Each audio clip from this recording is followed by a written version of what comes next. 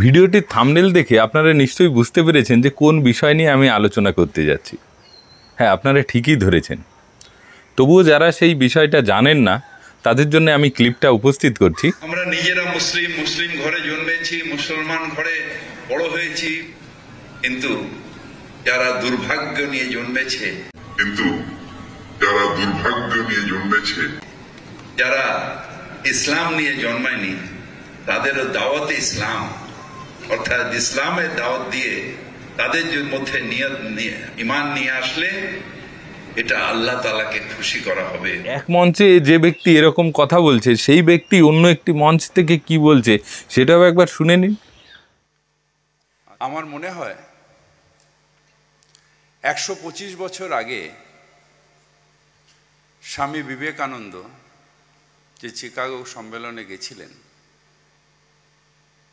হিন্দু ধর্ম প্রচার করার জন্য নয়, তিনি হিন্দু ধর্মের উচ্চতা পৃথিবীকে জানানোর জন্য গেছিলেন যে সেই সময়ে সারা বিশ্বে যে ধর্ম অন্ধতা চলছিল সেই ধর্ম অন্ধতার বিরুদ্ধে হিন্দু ধর্মের মহত্তা, তার মহত্ব এটা পুরো পৃথিবীকে দেখানোর জন্য গেছিলেন যে সংকীর্ণতার সাথে ধর্ম আচরণ এটা হিন্দু ধর্ম নয়, যে এত মহান ধর্ম এই পৃথিবীতে আছে যেটাকে ভারতবর্ষে হিন্দু ধর্ম নামে পরিচিত। আপনারা তো অনেকেই বিশ্বাস করবেন না, আমি একজন মুসলিম ধর্মাবলম্বী মানুষ হয়েও কোরআন শরীফ পড়ে তার অর্থ জানতাম না। এই রামকৃষ্ণ মিশনে আমাকে অ্যারাবিক পড়তে হয়েছে, অ্যারাবিক সম্বন্ধে ডিগ্রি নিতে হয়েছে, অ্যারাবিক পড়ে রামকৃষ্ণ মিশন থেকে জানতে হলো যে সত্যিকারের কোরআন শরীফের অর্থটা কি। যদি রামকৃষ্ণ মিশন না থাকতো তাহলে কোরআন শরীফের অর্থই আমি জানতাম না। সবাইকে একসাথে নিয়ে, একসাথে সবাইকে রেখে নিয়ে চলেছেন বলেই হয়তো, হিন্দু ধর্ম ছিল বলেই হয়তো ভারতবর্ষ এই উচ্চতায় পৌঁছেছে।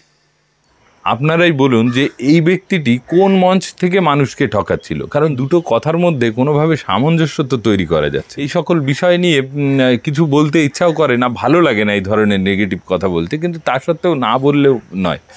আমি হিন্দু এবং আমি হিন্দু হিসাবে গর্ববোধ করি, এতে তো কোনো সমস্যা নেই, কিন্তু যখন আমার ধর্মকে বড় করতে গিয়ে আমি অন্য ধর্মকে ছোট করে ফেলবো তখনই যত গণ্ডগোল। আর ধর্ম মানে তো এক্সপেনশন, সংকীর্ণতা কখনোই ধর্ম হতে পারে না। দেখুন, আপনার সঙ্গে আমার বন্ধুত্ব স্থাপনের ইচ্ছা, অথচ যখনই আপনার সঙ্গে আমার দেখা হচ্ছে আমি শুধুমাত্র আপনার ক্যারেক্টার থেকে নেগেটিভ দিকগুলোকে তুলে ধরছি, তাহলে কি বন্ধুত্ব কখনো সম্ভব? তো যদি আমরা ভ্রাতৃত্ব চাই তো একে অপরের ভালো গুণগুলো নিতে হবে এবং সেটাকেই প্রচার করতে হবে। তাহলে কি হবে, আমাদের মধ্যে দিয়ে যদি মুসলিম ধর্মের যে সকল ভালো, মুসলিম ভাই বোনেদের যে সকল ভালো গুণ আছে সেইগুলো আমরা প্রচার করি, তাহলে কি হবে, হিন্দুদের মধ্যে যারা শুনছে, হিন্দু ভাইরা, তাদের মধ্যে এই চিন্তাভাবনা হবে, বাহ, ওদের মধ্যে এই জিনিসগুলোর এইগুলো ভালো, এগুলো যুক্তি আছে। হ্যাঁ, কম বেশি ভালো মন্দ সবার মধ্যেই আছে, কিন্তু এইভাবে যদি আমরা একে অপরকে গালি বর্ষণ করতে থাকি তার মধ্যে দিয়ে হিংসাটাই ছড়াবে। কখনো আমাদের মধ্যে সেই ভ্রাতৃত্ববোধ, একে অপরের সঙ্গে মিলেমিশে থাকা, এই জিনিস কোনোদিনও সম্ভব নয়। অমুসলিম সবাই হলো দুর্ভাগ্যবান। এই দুর্ভাগ্য সৌভাগ্য সেই পরমেশ্বর জানেন, এ নিয়ে আমার আপনার তো ভাবার বিষয় নেই। হিন্দু ধর্ম কবেকার ধর্ম, কি তার ব্যাপ্তি, কি বিস্তার। হ্যাঁ, হিন্দু ধর্ম হয়তো কাউন্টিংয়ে কম আছে, কারণ হিন্দু ধর্মের প্রচারটা হয়েছে সাধু সন্তদের মাধ্যমে, কনভার্সনের বিষয়টাতেই তারা কখনো যাননি। রামকৃষ্ণ দেবের একটা কথা আপনাদের উল্লেখ করি, তাহলেই বুঝতে পারবেন যে হিন্দু ধর্মের প্রসার এত কম কেন। দার্শনিক দৃষ্টিভঙ্গির দিক দিয়ে দেখতে গেলে এর প্রচার প্রসারের কাছে কোনো ধর্মেরই আসা সম্ভব নয় মানে সম্ভব নয়। বোঝে কজন নিরাকার তত্ত্ব, বোঝে কজন তাই বলুন তো? শুধু তো মানে মুখের কথাই হয়ে দাঁড়িয়েছে। নিরাকার তত্ত্ব সর্বব্যাপী তত্ত্ব, পরমেশ্বর যদি সর্বব্যাপী হয় তাহলে দুইয়ের অস্তিত্ব কি করে হতে পারে? আর দুইয়ের অস্তিত্ব যদি না হয় তাহলে পরমেশ্বর ছাড়া কি আছে? আর যদি পরমেশ্বর ছাড়া কিছু না থাকে তাহলে আমার হিংসার বস্তু কি পেতে পারি? এই হিংসা, নিন্দা, ভয় এগুলো থাকতে কখনোই নয়।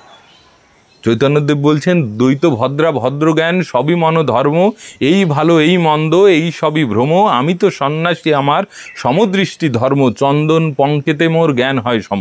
কোথায় চন্দন কোথায় কাদা সব সমান করে দিচ্ছেন। বলছেন যে যতদিন এই দুই বোধ থাকবে ততদিন হবে না, কারণ এক পরমেশ্বরই আছেন। যদি এক পরমেশ্বরই থাকে তাহলে আমি চন্দন আর কাদা পৃথক পৃথকভাবে এখনও দেখছি, তার মানে আমারও এখনও সেই মনের অবস্থা হয়নি যে আমি সর্বব্যাপী সেই পরমেশ্বরকে উপলব্ধি করব। তাই বলছেন দ্বৈত ভদ্রা ভদ্র জ্ঞান, এই যে দ্বৈত জ্ঞান, এই যে দুইয়ের জ্ঞান, আমি তুমি, হ্যাঁ, ভালো মন্দ, এইগুলো সব ভ্রম, এগুলো মনের অজ্ঞানতার বশত হচ্ছে। হিন্দু ধর্মের যে প্রচার প্রসার ব্যাপ্তি, সে বিরাট একটা ব্যাপার, কিন্তু অন্য ধর্মকে কখনো এরা সমৃদ্ধ করা ছাড়া তাকে নাশ করতে চাননি বা তাদেরকে কনভার্ট করার কখনো চেষ্টা করেনি, যার জন্যে হিন্দু ধর্মের সেই হিসাবে প্রসার কম। ঠাকুরের একটা কথাই বলি না কেন, ঠাকুর রামকৃষ্ণদেবের সামনে একদিন একজন খ্রিস্টান তিনি এসে বলছে আমি হিন্দু হয়ে গেছি। তা তখন স্বামীজিও পাশে বসেছিলেন, স্বামীজিকে বারবার খোঁচা দিয়ে বলছে এ নিজের ধর্ম পরিবর্তন করলো কেন, এ নিজের ধর্ম পরিবর্তন করলো কেন? ঠাকুর বলছেন, বলে তোমার কিসে কল্যাণ হবে সেটা কি তিনি জানেন না? এবং যখন এই যে রামকৃষ্ণ মিশনের যে মূল কাজের যে প্রসার যার দিয়ে শুরু হয়, সেই স্বামী অখণ্ডানন্দজি, যিনি বহরমপুরের ওদিকেই মেন কাজ শুরু করে, সারগাছিতে বিশাল বড় আশ্রম, এবং সেখানে তো অহিন্দু বেশি ছিল, কিন্তু স্বামীজি তাকে সেই জায়গায় যাওয়ার আগেই সাবধান করে দেয়। মনে আছে তো ঠাকুর কি বলেছিল, তুই কিন্তু কখনো কারোর ধর্ম পরিবর্তন করতে যাবি না, যিনি মুসলিম তাকে প্রকৃত মুসলিম তৈরি করবি, যিনি খ্রিস্টান তাকে প্রকৃত খ্রিস্টান তৈরি করবি। তো যে কারণে এই প্রসার হয়নি, কারণ সন্ত্রাসবাদের মাধ্যমে হিন্দু ধর্মের প্রসার কিন্তু হয়নি।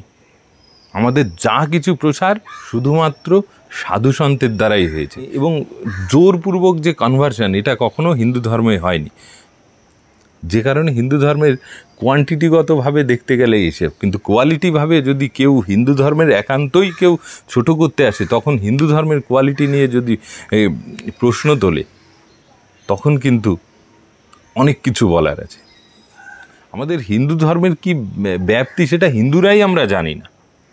আপনি হিন্দু ভাই বোনেদেরকে জিজ্ঞাসা করুন যে আমাদের মূল ধর্মগ্রন্থ কি, কজনে কি উত্তর দেয়, দেখবেন বেশিরভাগই বলবে যে ভগবদ গীতা। তারা জানেও না ভগবদ গীতা হলো বেদান্তের সার, এবং সেই বেদান্ত হচ্ছে বেদের শেষ ভাগ, যে 4 ভাগে ভাগ করা হয়, এটা বেদের দার্শনিক ভাগ। তো এই এত ব্যাপক যে বেদ, তার 4 ভাগের 1 ভাগ হলো উপনিষদ, এবং সেই উপনিষদের সার হচ্ছে গীতা। আমরা কি বলছি, গীতা হলো আমাদের মূল ধর্মগ্রন্থ, মানে আমরা নিজেরাও জানি না।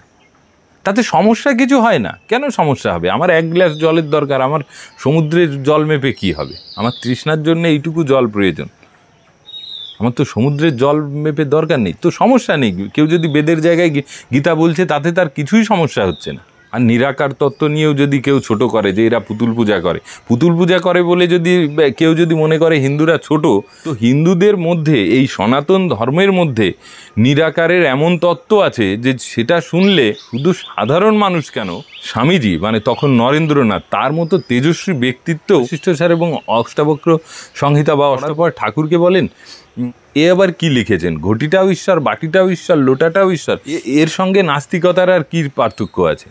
এ যে লিখেছে সে নিশ্চয়ই বেহেড ছিল। ঠাকুর আবার বলছে তুই শালা মানবি না, তাই বলে একজন ঋষিকে তুই বেহেড বলবি? তো এই হলো বিষয়। অদ্বৈত বেদান্ত যা আজ জনসাধারণের ধর্ম হয়নি, কারণ এমন উচ্চ এবং এত নিগুড় যে তা কখনো জনসাধারণের ধর্ম হওয়া সম্ভব নয়। কিন্তু কি আছে কি না আছে সেটা তো পরের কথা। স্টেপ বাই স্টেপ পরমেশ্বর সবাইকে সব দিয়ে যাবেন, যার যা প্রয়োজন মা সেটা জানেন, মা তাকে ঠিক সেইভাবে সেই সন্তানের জন্য জোগাড় করে দেবেন। তো পরমেশ্বর কি জানেন না কার কি দরকার? শুধুমাত্র আমি এখন, আমার যোগ্যতা হলো ক্লাস 10-এ পড়া, আমি এখন মাস্টার ডিগ্রির বই নিয়ে ঘুরে বেড়াচ্ছি আর বড় লাট সাহেব হয়ে গেলাম, এটা ওই দেখানোর জন্যই হতে পারে। কিন্তু ওই যে বইটা নিয়ে ঘুরে বেড়াচ্ছি, ওই তত্ত্বটা আমি কতটা বুঝতে পারি সেটা যদি বিচার করা যায়, তাহলে দেখা যাবে যে সেই ব্যক্তিদের মতো গণ্ড মূর্খ আর দ্বিতীয়টি খুঁজে পাবো না।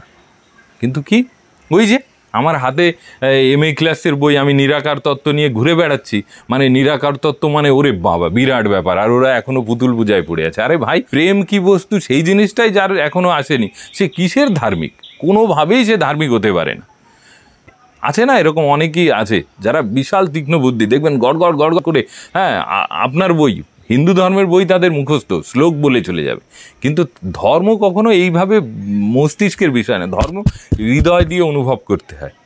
আর সেই হৃদয় শুদ্ধ হৃদয় যার নেই, সে কখনো এগুলো অনুভব করতে পারবে না। ঈশ্বর লাভের জন্যেই যদি আপনি বই পড়তে থাকেন এবং সেটাকে জীবনে প্রয়োগ করার জন্যেই যদি আপনি শাস্ত্র বা বই পুস্তক এগুলো পড়তে থাকেন, তবেই ধর্ম এর যে গূঢ় তত্ত্ব সেইগুলো আপনার কাছে আস্তে আস্তে একটু একটু করে প্রকাশ হতে থাকবে। নইলে শুধুমাত্র বুদ্ধি দিয়ে কিন্তু এই ধর্মতত্ত্ব বোঝা সম্ভব নয়। এই যে ঠাকুর যিনি পুতুল পূজা করতেন, এই ভবতারিণী মায়ের পুতুল পূজা করতেন, পুতুল পূজা করেই বলছি, হ্যাঁ, অশ্রদ্ধালুদের কাছে তো আর ওটা মা নয়, পরমেশ্বরই নয়। তো পুতুল পূজা যদি মনে করেন, ওই পুতুল পূজার মাধ্যম দিয়েই যে উপলব্ধি উনি করেছেন এবং নিজেকে যা গড়েছেন, তার ইচ্ছামাত্র স্বামীজি নিজে বলছে যে তার ইচ্ছামাত্র এরকম শয়ে শয়ে বিবেকানন্দ হতে পারে। বিবেকানন্দ তো জ্ঞানী, বেদান্তের কথা বলেছেন, সেই নিরাকার যেটা খুব ফেমাস, মানে গ্রহণ করতে পারি চাই না পারি, খুব ফেমাস একটা ব্যাপার যে আমি নিরাকার তত্ত্বের উপাসক, মানে আমি একজন হায়ার লেভেলের ধার্মিক। বেদান্তের তত্ত্ব যার মুখে এত প্রচারিত হলো, সেই স্বামীজি নিজেই বলছেন যে ওনার ইচ্ছা মাত্র এরকম শয়ে শয়ে বিবেকানন্দ তৈরি হতে পারে। শাস্ত্রের মর্ম তখনই বোঝা যায় যখন তত্ত্বদর্শী মহাপুরুষদের দ্বারা সেটা প্রচারিত হয়। বেদান্ত বলুন, কোরআন বলুন, বাইবেল বলুন, সেই সকল যে বই পুস্তক, এগুলো যদি তত্ত্বদর্শী মহাপুরুষদের দ্বারা পরপর প্রচারিত না হয়, তাহলে তার মধ্যে যে অপব্যাখ্যা এসে পড়ে না, সেই অপব্যাখ্যাই একে অপরের সঙ্গে হিংসার বীজ বপন করতে যথেষ্ট। বুঝতেও পারবেন না যে এত একটা পবিত্র জিনিস থেকে এরকম একটা মহা অনর্থকর জিনিস কি করে হয়, হতে পারে। হয়, আমি কৃষ্ণের উপাসক, পরমেশ্বরের উপাসক, আর একজন শিব ঠাকুরের পূজা করে, এই ধরনের শৈব আর বৈষ্ণবদের মধ্যেই কত তর্ক। কিন্তু যারা মূল তত্ত্ব জানেন তাদের কাছে কিন্তু বিরোধিতা কখনোই থাকবে না। সুতরাং এই সকল জিনিস তত্ত্বদর্শী মহাপুরুষদের দ্বারা প্রচারিত হওয়ার জিনিস। থাক, ভিডিওটি আর দীর্ঘ করব না, এই পর্যন্তই।